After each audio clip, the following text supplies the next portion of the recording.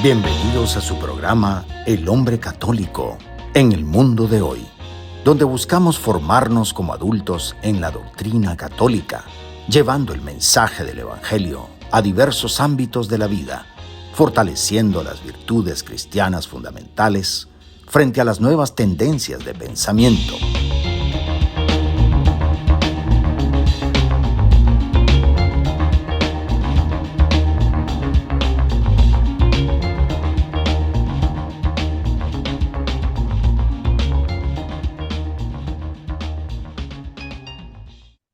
Bienvenidos a este espacio de fe y esperanza de la 91.9 FM de Radio María en Español, donde exploramos cómo vivir la doctrina católica en nuestro diario vivir. Acompáñanos en esta hora llena de inspiración y formación espiritual para enfrentar juntos los desafíos de nuestra época desde la perspectiva de la fe cristiana. Soy Leo Janón y te doy la bienvenida a esta nueva edición del Hombre Católico en el Mundo de Hoy, donde en este tiempo breve pero intenso del tiempo ordinario corto, ese tramo del calendario litúrgico que ya se está cerrando, que viene justo después de la Navidad y antes de la Cuaresma, ya estamos a la vuelta de la esquina con la Cuaresma. Bueno, pues en esta última semana hemos caminado juntos por el misterio del discipulado y también nos hemos contemplando desde el bautismo del Señor, esa puerta que inaugura la vida pública de Jesús, lo decíamos en el programa anterior, y que nos recuerda que todo seguidor de Cristo está llamado primero a saberse hijo antes que servidor.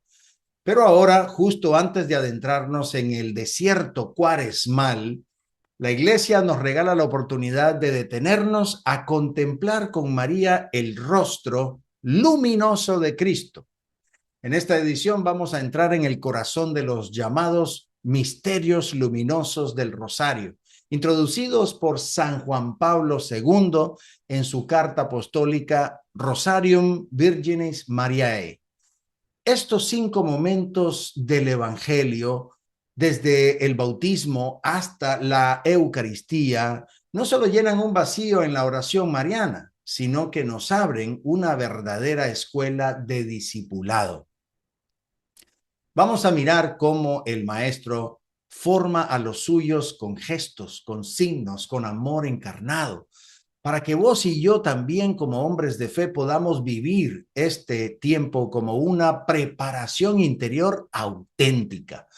Porque no se entra en la Cuaresma solo con la ceniza en la frente, se entra con los ojos fijos en Jesús.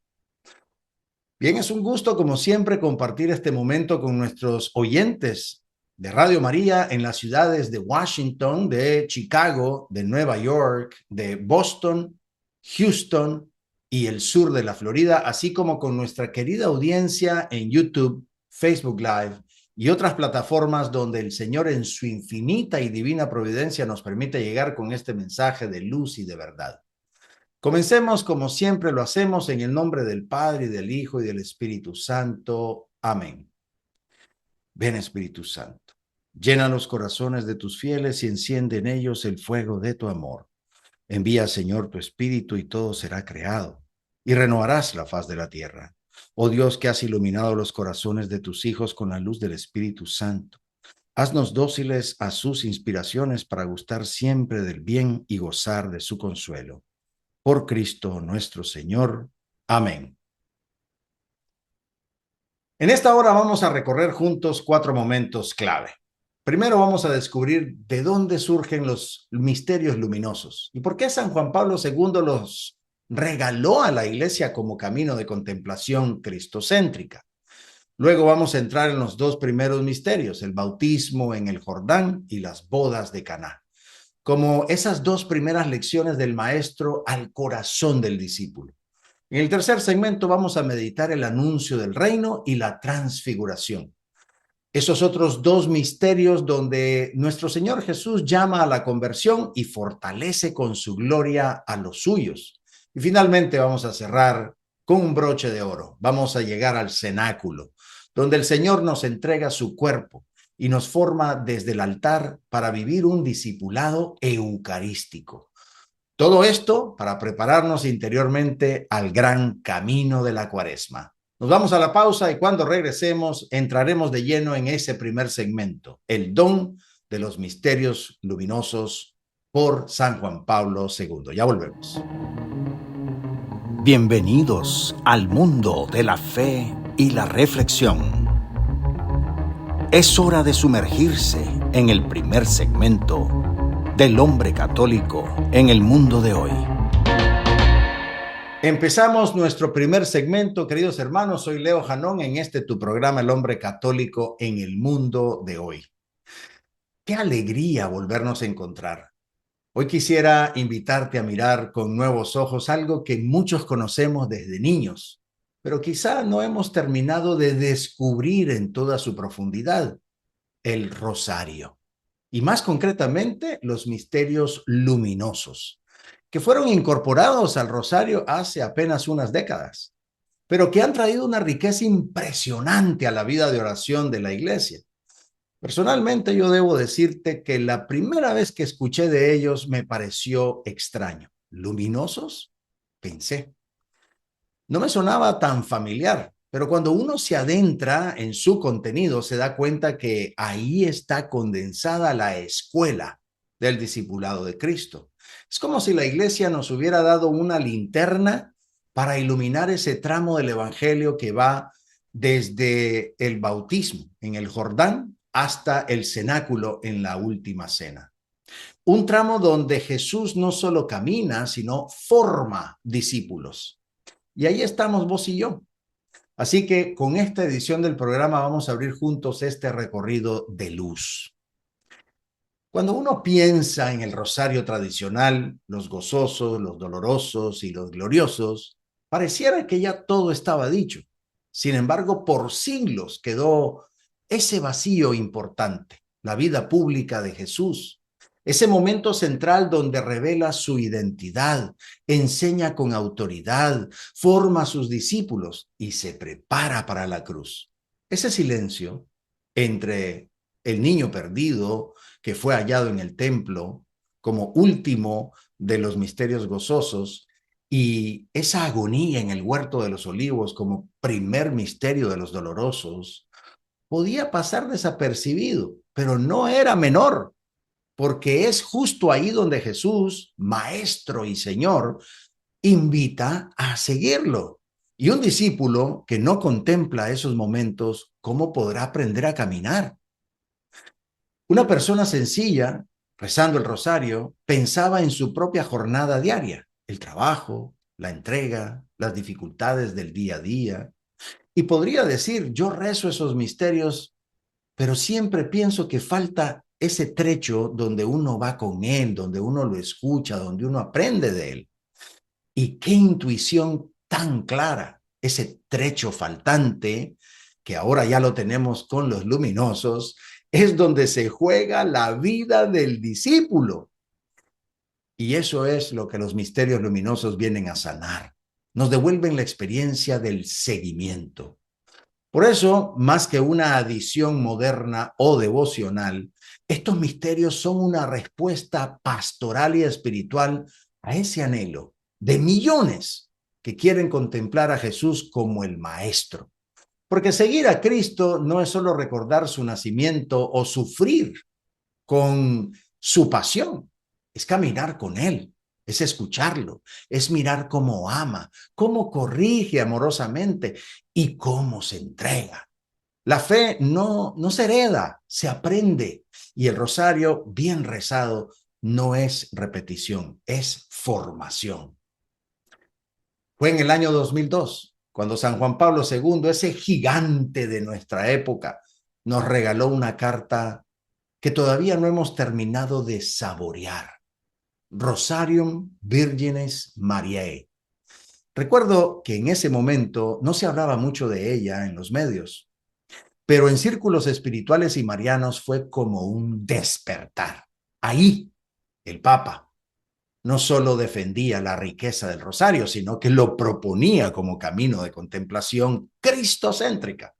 Y entre las joyas que entregó al mundo están estos 5 nuevos misterios que él llamó con toda propiedad, luminosos.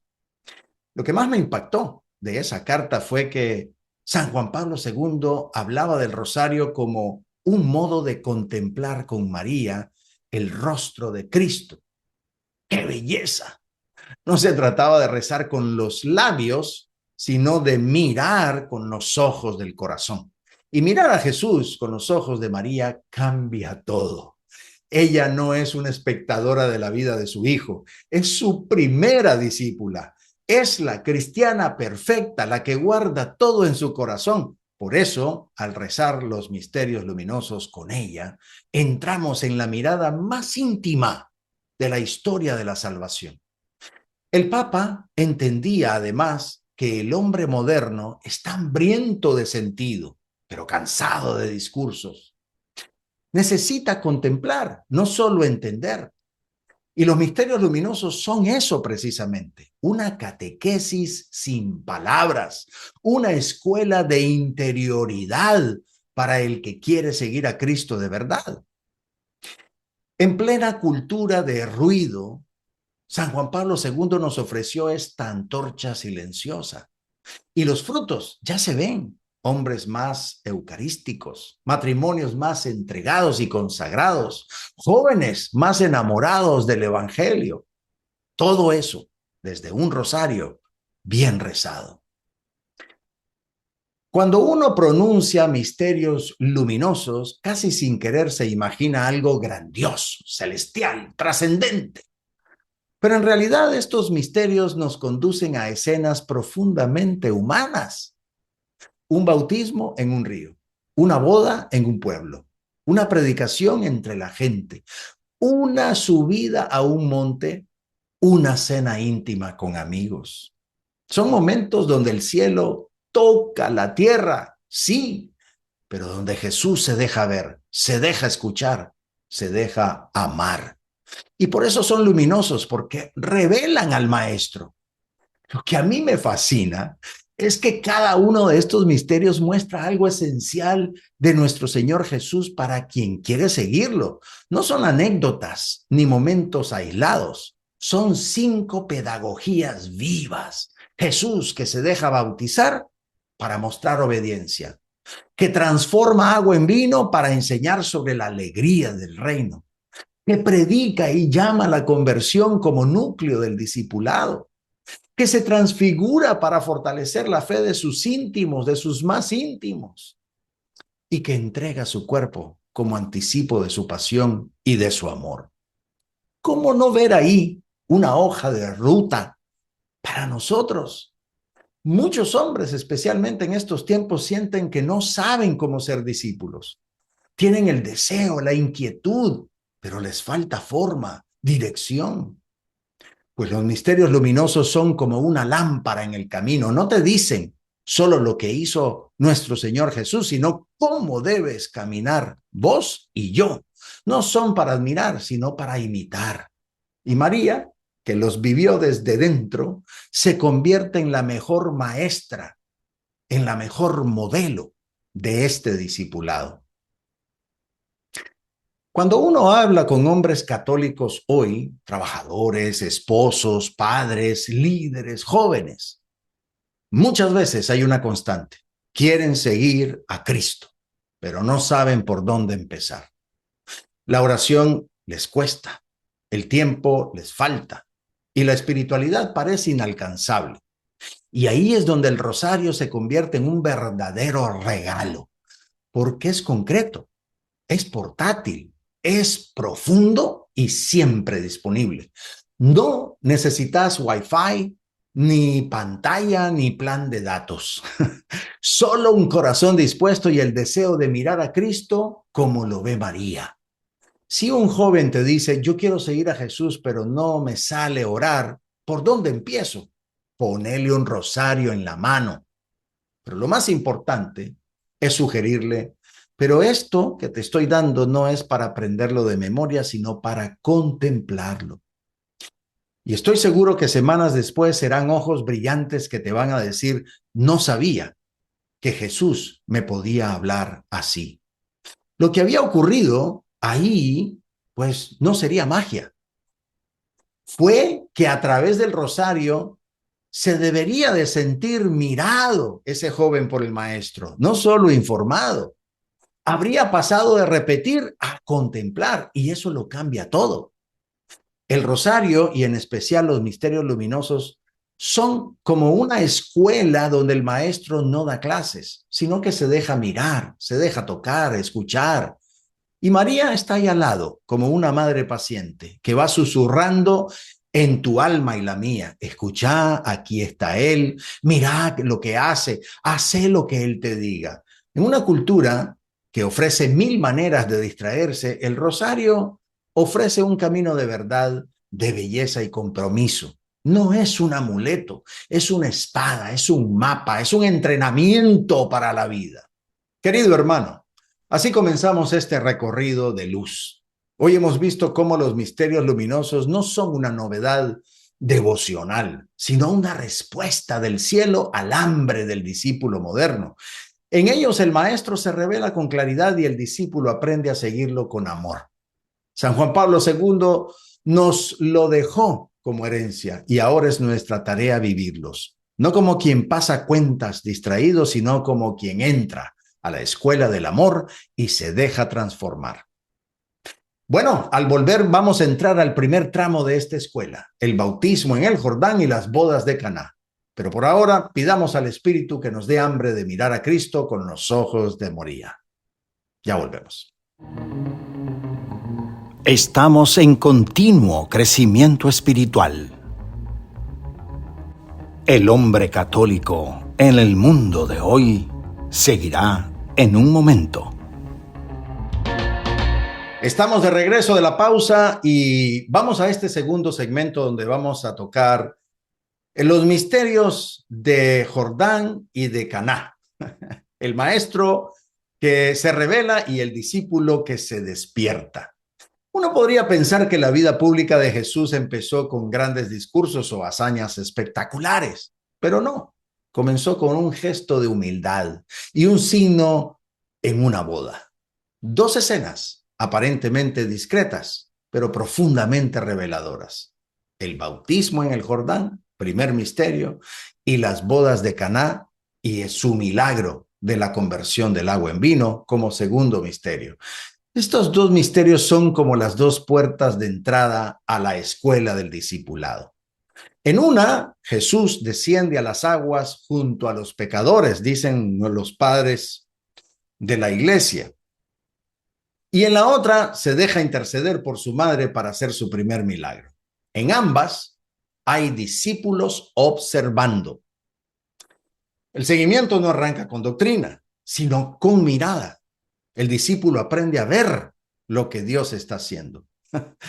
Y eso, querido hermano, es lo que cambia todo.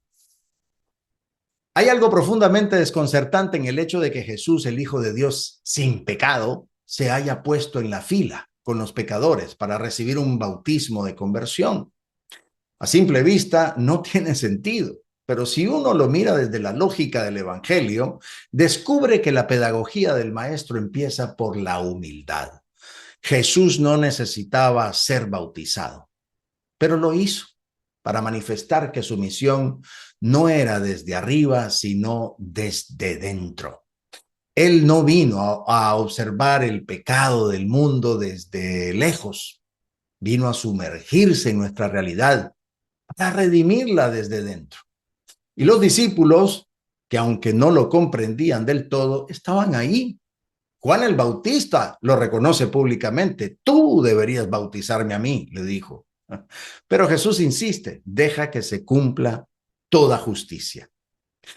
Y es ahí en ese gesto de obediencia donde el cielo se abre. El Padre habla y el Espíritu desciende. El discípulo aprende antes de hacer. Hay que dejarse reconocer por el Padre. Antes de predicar, hay que saberse hijo. Antes de subir al monte, hay que bajar al agua. El discipulado entonces empieza en el corazón, no en la actividad, sino en la identidad. Por eso este misterio, aunque ya lo hayamos tratado recientemente en un programa anterior, merece un eco breve en este contexto, porque no hay discipulado sin bautismo y no hay bautismo que no implique una configuración con Cristo en su humildad. Cada vez que el hombre católico se siente tentado a liderar sin servir, a exigir sin bajar al nivel del otro, pues tiene que volver a este momento. Jesús el Maestro empapado de nuestra humanidad, inaugurando su misión en las aguas del Jordán. Es ahí donde se forma la base del discípulo, en la obediencia al Padre y la solidaridad con los hermanos. Las bodas de Caná tienen una belleza única, no solo porque es el primer milagro de Jesús, sino por cómo y por qué ocurre. No hay predicación previa, no hay anuncio, solo una necesidad concreta. No tienen vino.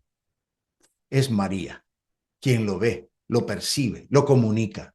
Y en esa escena, lo que podría parecer un simple problema de logística matrimonial y familiar, pues se convierte en un signo profundamente espiritual.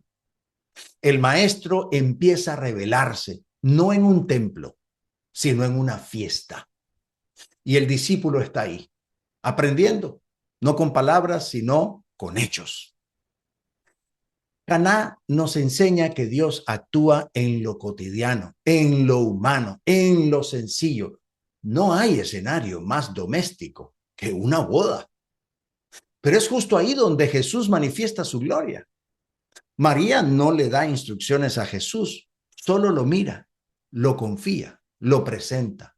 Y luego le dice a los sirvientes y a nosotros, que también somos servidores, esa frase que debería ser lema de todo discípulo: hagan lo que Él les diga. Ahí está la pedagogía mariana del discipulado. Confianza absoluta en la voluntad de Jesús, incluso cuando no entendemos lo que va a hacer.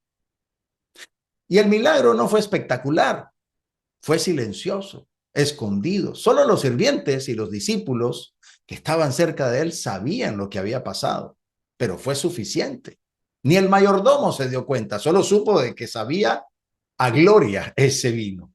El Evangelio dice que sus discípulos creyeron en él, no por un argumento, sino por un signo.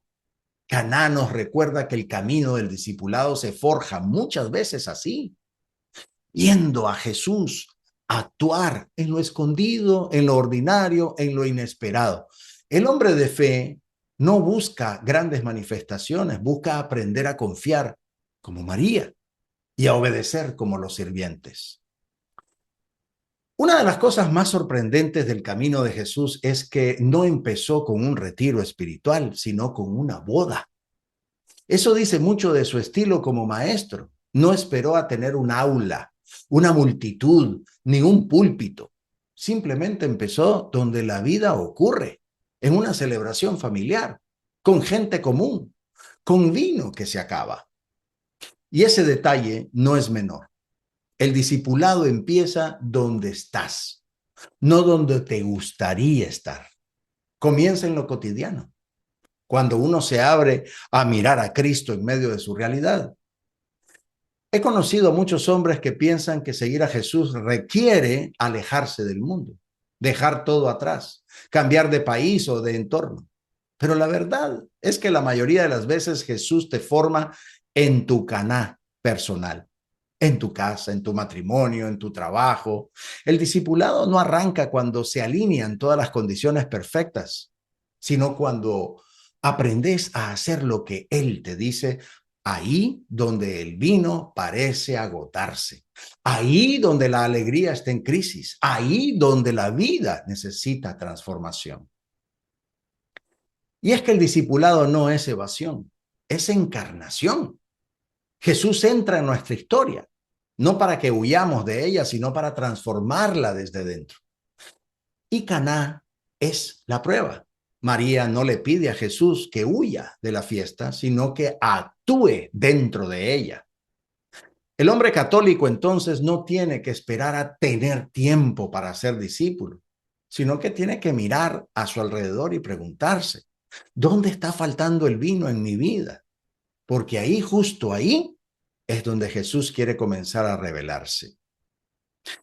Finalmente, hay algo profundamente pedagógico en el hecho de que Jesús empiece su misión con un signo de gozo, no de sufrimiento.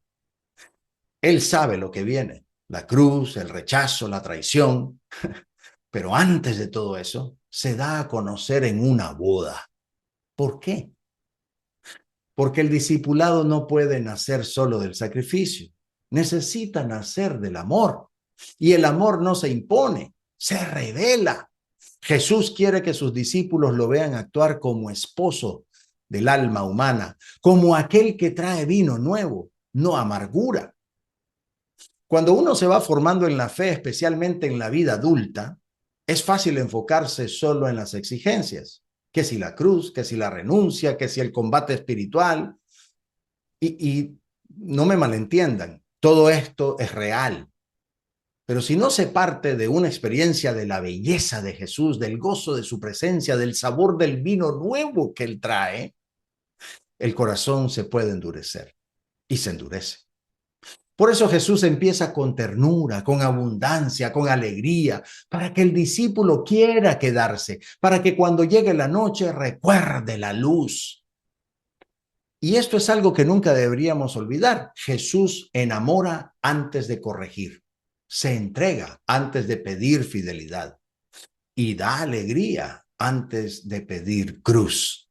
El maestro no empieza con normas, sino con vino nuevo, porque el discipulado no es una carga, es un regalo. Y cuando uno lo entiende, no le tiene miedo al sufrimiento, porque sabe que detrás de la cruz está el mismo rostro que antes lo miró con amor en una fiesta de bodas. Ese es el corazón del discipulado, amar a quien primero nos amó. Al volver de la pausa vamos a entrar a los dos siguientes pasos de esta escuela, el anuncio del reino y la gloria del Tabor. Porque el camino del discípulo no termina en la fiesta, continúa en la montaña. Ya volvemos. Nuestra reflexión continúa. Manténganse sintonizados para más de El Hombre Católico en el mundo de hoy. Regresamos de la pausa, soy Leo Janón. En este tu programa, El Hombre Católico en el mundo de hoy. Uno podría pensar que el discipulado consiste en aprender qué hacer, qué evitar, qué creer, y sin duda la formación en la verdad es esencial. Pero si uno se detiene a mirar los evangelios, descubre que nuestro Señor Jesús forma a sus discípulos con una mezcla sorprendente de palabras que interpelan y experiencias que deslumbran. En este segmento vamos a detenernos en dos momentos clave: el anuncio del reino con su llamado a la conversión y la transfiguración en el monte Tabor. Dos escenas muy distintas, pero profundamente conectadas. En una, Jesús llama al cambio de vida. En la otra, muestra la gloria de su rostro. Y en ambas, los discípulos están ahí, mirando, recibiendo, dejándose transformar. Porque el verdadero discipulado no es solo seguir órdenes, sino quedar marcado por la luz del Maestro. Cuando Jesús inicia su predicación pública, no comienza con discursos largos ni tratados teológicos. Lo primero que proclama, según San Marcos, es directo y urgente: el reino de Dios está cerca. Conviértanse y crean en el evangelio. Esa frase, que a veces hemos escuchado tantas veces y que ya probablemente ni siquiera nos sacude, fue para los primeros discípulos un llamado a dejarlo todo. No era una opinión, era una invitación que exigía una respuesta radical: cambiar de mentalidad, de camino, de proyecto. Y hacerlo no viene porque es un castigo, sino porque el reino ya está aquí. Esa palabra, conversión, muchas veces se nos ha presentado con un tono sombrío, como si fuera solo para los grandes pecadores o para los que están muy alejados de Dios. Pero no, Jesús la dice delante de los suyos, delante de los que ya lo estaban siguiendo, porque la conversión no es un momento. es un estilo de vida, es aprender a ver como Él ve, es amar como Él ama, a vivir desde el reino, no desde el mundo. Y eso no se logra de una vez, se va aprendiendo, se va dejando sembrar. Para el hombre católico de hoy, esta escena es clave, porque también nosotros escuchamos cada día tantas voces que nos distraen, que nos dispersan, que nos diluyen. Pero cuando uno se expone de verdad al evangelio, cuando uno lo escucha con corazón abierto, esa palabra conviértete no se siente como amenaza, sino como liberación. Como si el Señor te dijera, vení, salí de eso que te aplasta, salí de ese miedo, de esa mentira, de ese orgullo. Yo tengo algo nuevo para vos. Y ahí comienza el discipulado de verdad, cuando uno cree que hay un reino y que está cerca. Una de las escenas más impactantes del inicio del ministerio de Jesús es cuando llama a Simón, a Andrés, Santiago y Juan. Estaban trabajando, haciendo lo de siempre. No eran teólogos, ni místicos, ni estaban en el templo. Eran hombres comunes, con una vida organizada, previsible, en la playa, con redes de pescadores. Pero cuando Jesús pasa y los llama, dejan las redes y los siguen.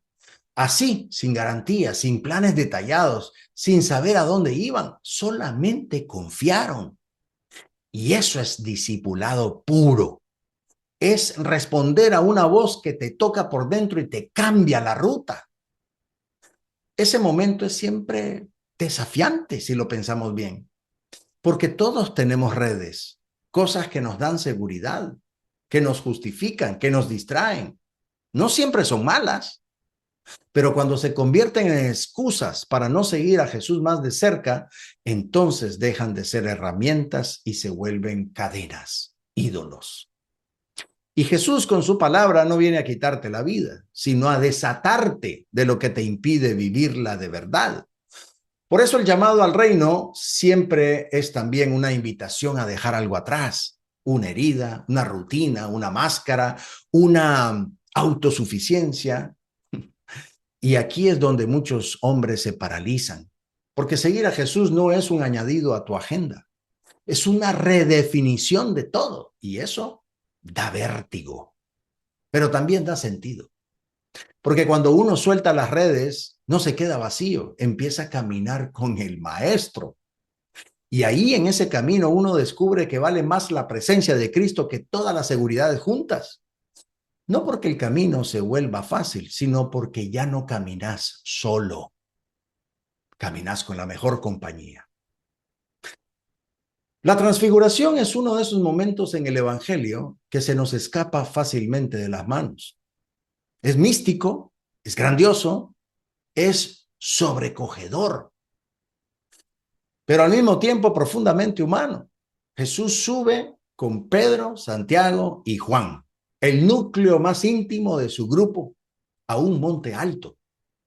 Y ahí, mientras oraba, su rostro cambió, su ropa se volvió blanca y resplandeciente, y los discípulos lo vieron glorioso. Es como si por un momento Jesús les permitiera asomarse a la otra orilla del misterio, a la belleza de lo eterno. ¿Y por qué lo hizo? Porque venía la cruz, ya estaba cerca, porque la pasión estaba ahí, a la vuelta de la esquina, y el corazón del discípulo necesita ese alimento fuerte para resistir la noche.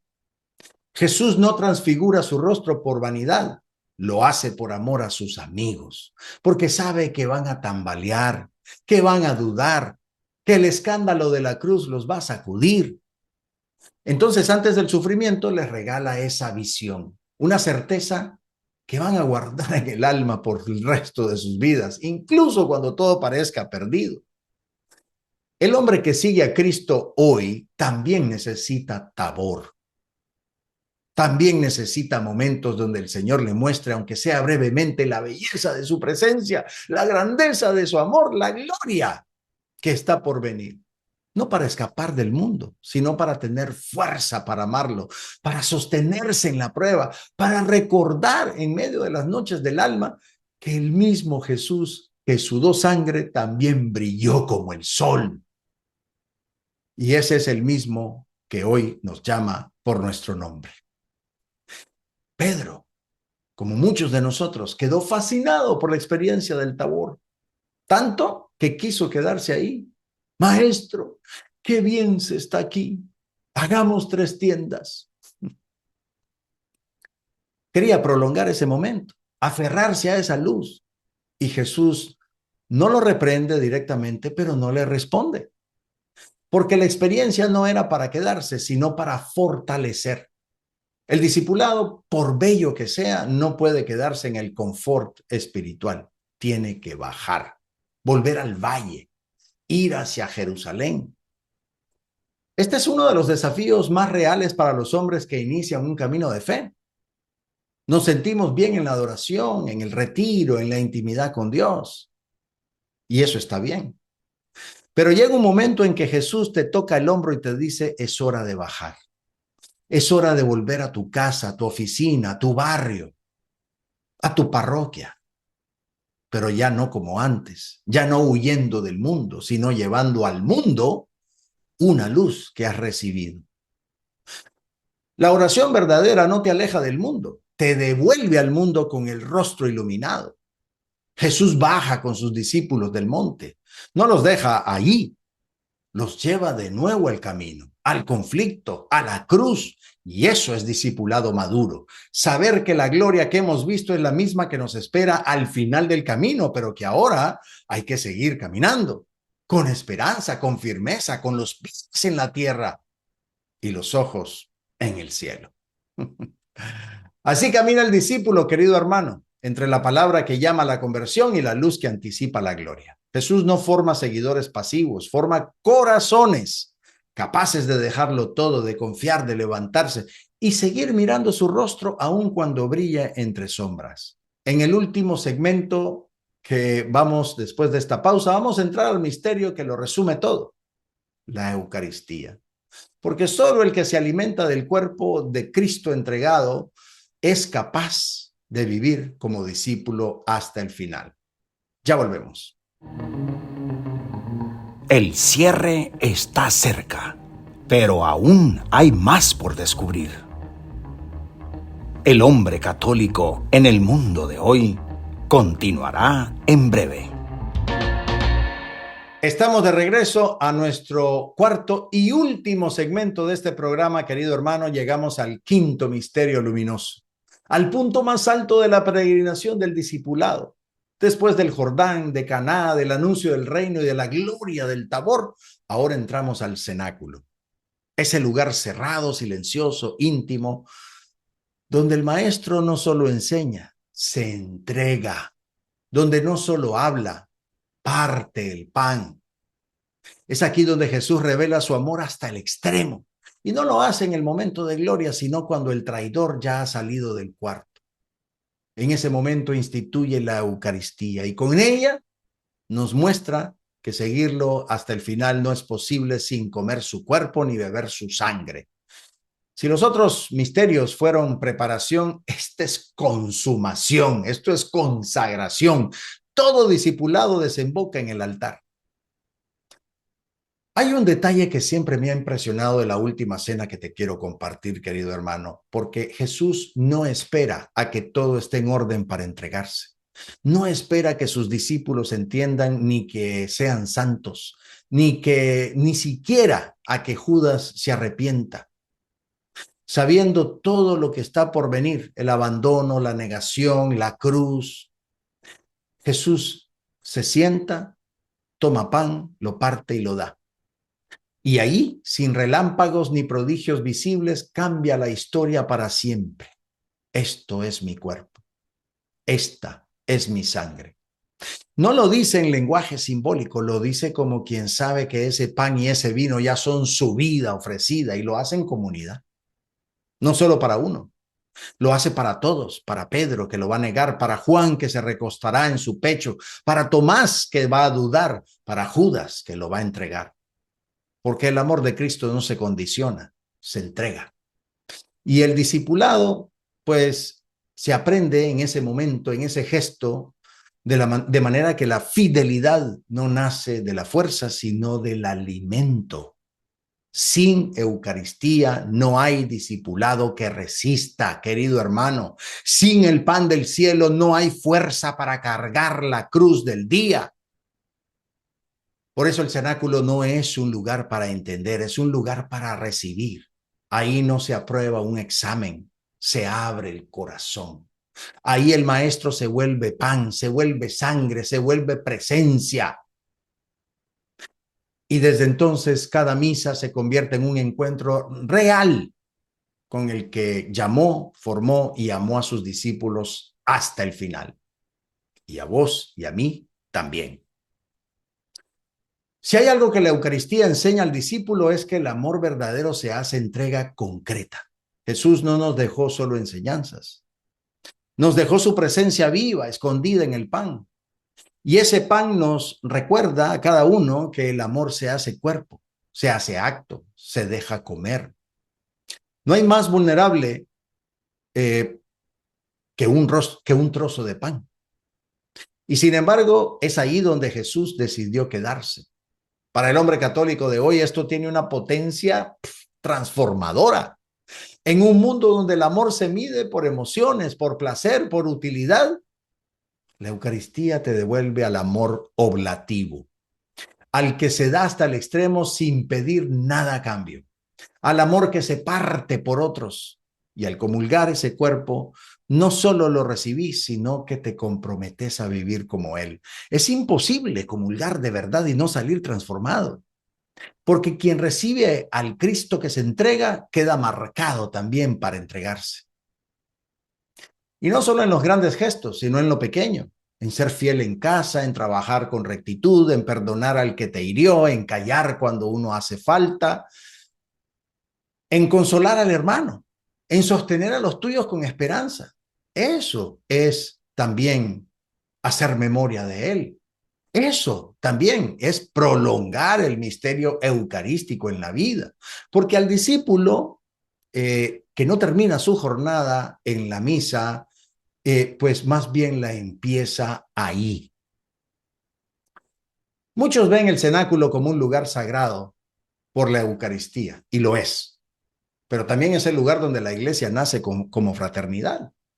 Jesús no celebra su entrega en soledad, lo hace en medio de los suyos, comparte la mesa, lava los pies, mira a los ojos, les llama amigos y les da un mandamiento nuevo: ámense los unos a los otros como yo los he amado. El discípulo aprende en esa noche que la comunión no es solo con Jesús, es entre nosotros. Y eso no es secundario, porque en el discipulado cristiano no se camina solo, se camina en comunidad, en fraternidad, en reconciliación. El hombre católico que se alimenta de la Eucaristía, pero guarda rencor, desprecia al hermano o vive para sí mismo, pues no ha entendido el misterio. Porque comulgar no es solo tocar a Cristo, es comprometerse con su cuerpo, que es la iglesia. Por eso el cenáculo no es un final, es más bien un envío. Ahí comienza la misión. Los discípulos que reciben el cuerpo y la sangre de nuestro Señor salen luego a entregar el propio cuerpo en el mundo, sirviendo, amando, predicando, defendiendo la vida, construyendo la paz. Desde el altar, el discípulo se convierte en testigo. Porque el mundo necesita hombres eucarísticos, hombres que hayan aprendido a amar como el pan que comen. Y aquí llegamos al corazón de esta edición. La Eucaristía como preparación para la Cuaresma. No es casualidad que este tiempo ordinario, corto pero intenso, termine justo cuando la Iglesia nos invita a entrar al desierto con Jesús. Pero no vamos solos, vamos alimentados, vamos fortalecidos por este pan que no se corrompe. Vamos marcados por la luz de los misterios que hemos contemplado y ahora por el fuego del amor que hemos recibido. La Cuaresma es exigente, sí, pero no es tristeza, es madurez, es entrenamiento del alma. Y la Eucaristía es el gimnasio del discípulo. Ahí se entrena la paciencia, la generosidad, la perseverancia, el perdón. Ahí se recibe al amor que se entrega sin medida. Y desde ahí, el ayuno cobra sentido. La limosna se vuelve generosa. La oración se vuelve viva. No es voluntad, es gracia. Y esa gracia brota del altar. Por eso, querido hermano, el hombre que vive la misa con verdad ya está en camino hacia la Pascua. Porque no hay Pascua sin Jueves Santo. No hay resurrección sin entrega. No hay victoria sin comunión. El discipulado empieza en el Jordán, pero se consume en el altar. Y ahí es donde Jesús nos espera cada día, con su pan, con su sangre, con su amor que no se cansa. Hermanos, así llegamos al final de este recorrido luminoso. 5 misterios, 5 momentos donde nuestro Señor Jesús se revela no solo como Salvador, sino como maestro de discípulos. Y vos y yo, hombres católicos en el mundo de hoy, hemos sido invitados a mirar, a aprender, a creer, a dejarnos transformar desde el Jordán hasta el cenáculo. Ahí el camino está trazado. Ahora nos toca caminarlo con decisión, porque viene la Cuaresma, viene el desierto, pero vamos a ir preparados, porque hemos visto su rostro, hemos escuchado su voz y hemos comido su pan. Y eso, hermanos, eso cambia todo. Que María, la primera discípula, la cristiana perfecta, la que contempló todos estos misterios en su corazón, nos enseña a seguir al Maestro con fidelidad, con alegría y con un amor que no se rinde. Nos vemos en el camino. Jesús, me fío de ti, te quiero, te adoro, te doy gracias, te pido perdón, te pido gracias y me ofrezco a ti como María, Madre de la Misericordia, Madre buena. Tú que trajiste al Salvador al mundo eres Madre y Reina de este suelo como eres de nosotros en el cielo. María, Maestra de los discípulos, Madre del Cristo que se revela a los corazones abiertos, hoy me acerco a ti con el deseo de caminar junto a tu Hijo por la senda de la luz. Vos que guardaste en tu corazón cada gesto del Maestro desde el Jordán hasta el cenáculo, enséñame a contemplar su rostro, a escuchar su voz y a seguir sus pasos sin temor. Hacé que, como vos, no me conforme con saber de él, sino que lo mire con amor cada día, como quien vive a la sombra del Maestro y aprende de su corazón. Madre del Rosario, guía mi alma por estos misterios luminosos para que mi fe no sea solo doctrina, sino encuentro. No solo esfuerzo, sino gracia.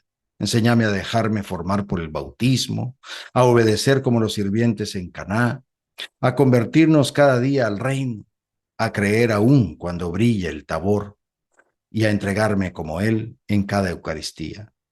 Que como discípulo tuyo y de tu Hijo aprenda a vivir con alegría, firmeza y esperanza ese camino hacia la cruz, sabiendo que quien se alimenta del pan vivo no camina en la oscuridad, sino en la luz que nunca se apaga. Bendice con tu amor a Radio María, a su equipo administrativo, a sus voluntarios, a su audiencia, a todas las ciudades donde nuestra transmisión llega, a sus gentes creyentes y también a los confusos que desdeñan tu amor y no te aman. Madre, Madre Santa, danos la paz y danos el amor.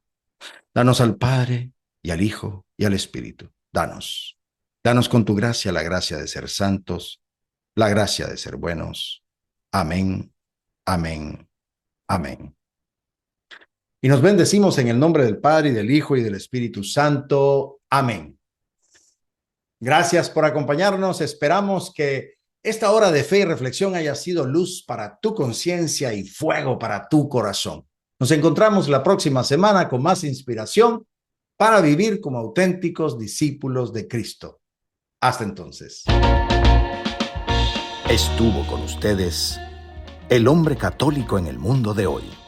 Esperamos haberles guiado hacia una comprensión más profunda de su fe, permitiéndoles aplicarla en su vida diaria y contribuir al bien común y a la transformación positiva del mundo. Los esperamos, con el favor de Dios, en nuestro próximo programa.